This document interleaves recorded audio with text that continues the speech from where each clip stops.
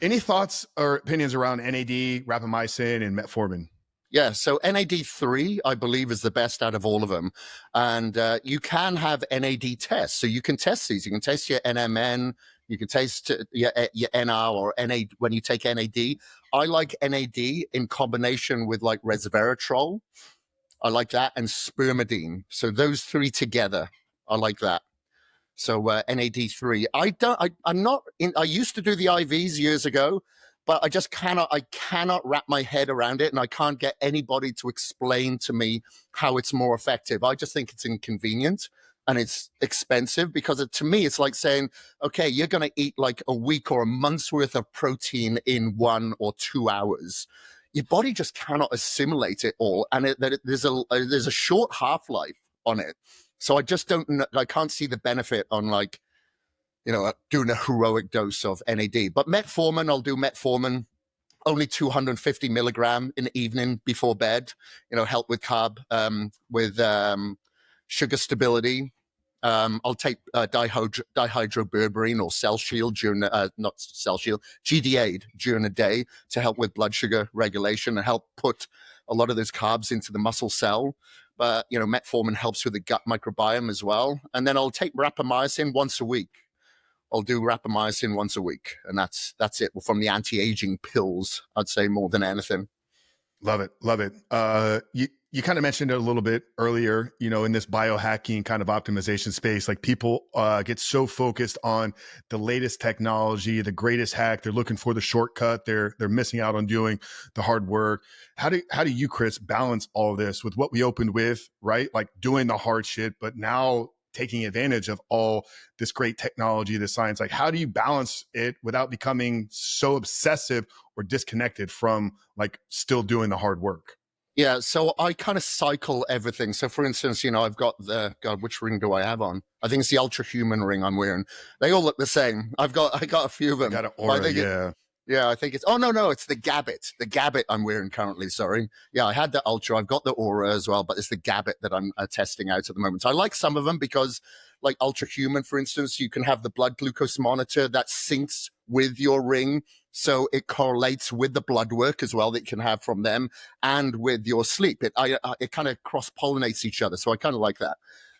But what I generally do is cycle in and out with a lot of this technology because I was getting too stressed on it. So I'm like, okay, I'm up at 5 o'clock and now I've got to do the ice bath and the cardio, then the red light, then do, the sauna and got to do my hydrogen. And I was getting stressed out of it. And I thought, hold on, you're contradicting what you're trying to attain from this.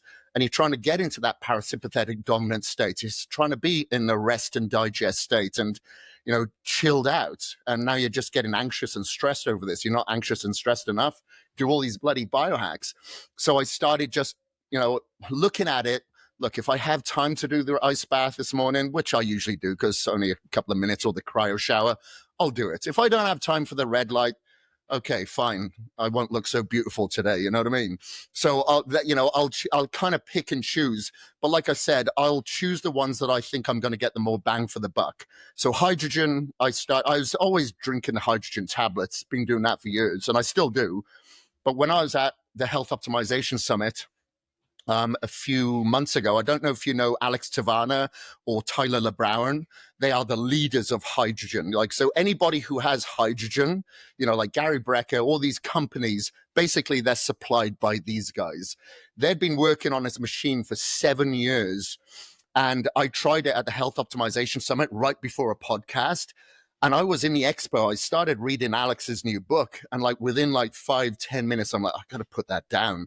I went into this complete meditative state. I knew where I was. I could hear what was going on in the expo, but I was just in a zone. And then when someone tapped me to say, hey, your 45 minutes is up, I was like, oh my God, I'd fallen asleep. But I hadn't fallen asleep. I just felt like I had 5-6 hours sleep in 45 minutes. It was phenomenal. And then when I went into that podcast, I was refreshed. I felt good. So I'm like, okay, now this is something that I want to employ every day, if possible. But if not, maybe 4 times a week is going to be better than nothing. So that's how I kind of look at everything. I try before I buy. If it's good, then I'll take it home with me. Stem cells have been a life changer for me. So Unfortunately, I've had them more times than I should because I keep getting, into these extreme sports and injured. But that's one of the reasons why I don't stop, because I know, well, I've got a backup here should I need to, and avoid surgery. And I know it's phenomenal for my ability to recover and for anti-aging purposes as well. So I'll probably continue to do them, even if it isn't for an injury, but it's for injury prevention and obviously to help with stem cells in my organs, my liver, my kidney, heart, etc. Yeah, I started after hearing Brecca talk a lot about it, the hydrogen tabs a few months back, and then he was saying that you can actually put them into your cold plunge, which isn't something I tried yet, but I'm interested to see just what maybe some of the benefits of that would be. It's interesting because I think what you said there with the hydrogen sounds similar to what I hear people talk about from hyperbaric chambers. Have you ever gone into a hyperbaric chamber? Yes, yeah, loads of times. Again, as soon as I've had stem cells, I'll usually do 10 days straight in a hyperbaric because it'll help proliferate those stem cells and stabilize them even more. Yeah. Any of these biohacks that you've tested and tried out, I don't want you to like drop any names or anything here that just turned out to maybe be absolute BS, just kind of things that people can kind of be on the lookout for, like to stay away from. Question. Good question. I'm trying to look around my office, think, what have you got here that's a lot of crap? Do you know what? I think there's certain red light devices that are questionable. Yeah, I'm not going to name any brands, but there was some that was specifically targeted for injury. And they sent me products because they want to maybe do something with me or whatever. And I said, sure, I'll try. And then maybe we talk. And I tried them. I didn't feel any difference in this particular red light, but I did with this one, if that makes sense. So I think the spectrum on some just a little bit can be crap. And I've had different types of blue light blocking glasses, and I swear they do not block out the flicker. It's kind of like CBD back in the day. It's the wild, wild west. You just didn't know what you're getting. So I'd say, look, all of them can be bad, but they shouldn't be put in a pot with the good. Just like you're going to have shitty personal trainers or bad hairdressers, you're going to have good hairdressers, and good personal trainers. You can't bunch them all together. And that's also a good kind of cue there as well, is like none of these hacks are like going to be the ultimate pill or solution. They should be a supplementation to hard training, proper nutrition, rest, recovery, like get the foundations. And once again, that's where people miss the boat, is they're looking for the one hack without laying the foundation first. I think that's kind of a good just kind of reminder to everybody out there, is like none of these special hacks or peptides are going to change it if you're missing the gym, missing sleep, eating like crap, drinking alcohol every weekend. Like you got to get the foundation laid first. Yeah. So last year, well, for the last few years, I did a lot of talks at different biohacking events. Last year was just insane. So I've declined every possible opportunity this year because I'm like too many flights. I feel like I'm aging to go and speak about anti-aging with all these bloody flights. But the one thing I did a talk in Dubai. That was last December or November, one of those dates.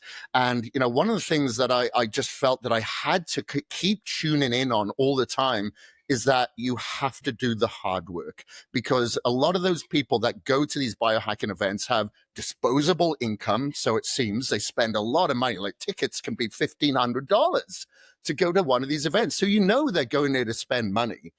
But a lot of these people, they're frail, they look pale, they're scared of the sunlight, they don't want to take part in those ancestral tenets that we've grown up on. They want to get like a synthetic version of that, whether it be the red light or whether it be the grounding shoes, which is great, dependent on the environment. Okay, if you're traveling to another country, you want to ground yourself as soon as you land, sure, wear the earthing shoes. But when you're at home, take your shoes and socks off. When, don't use the red light. If it's summer, get out there and get the sun. But also make sure that you are working out, because these fasting or exercise mimickers are not going to replace the hard work. So you see a lot of these people at the biohacking events, like I said, they just don't look that healthy, but they should be the healthiest out of all of them. But adversely, when I go to a lot of these bodybuilding expos or fitness expos, I'm trying to tell them the opposite. Maybe slow down, don't exercise as much. You're training 6 days a week and you're a natural athlete, probably overtraining. Look at your heart rate variability. So you're trying to get them to quantify because they don't know what HRV is. or some of these technological advancements that are anti-aging, but really are performance enhancing as well. So it's usually a very, very different discussion that depends on the demographic that's in front of me.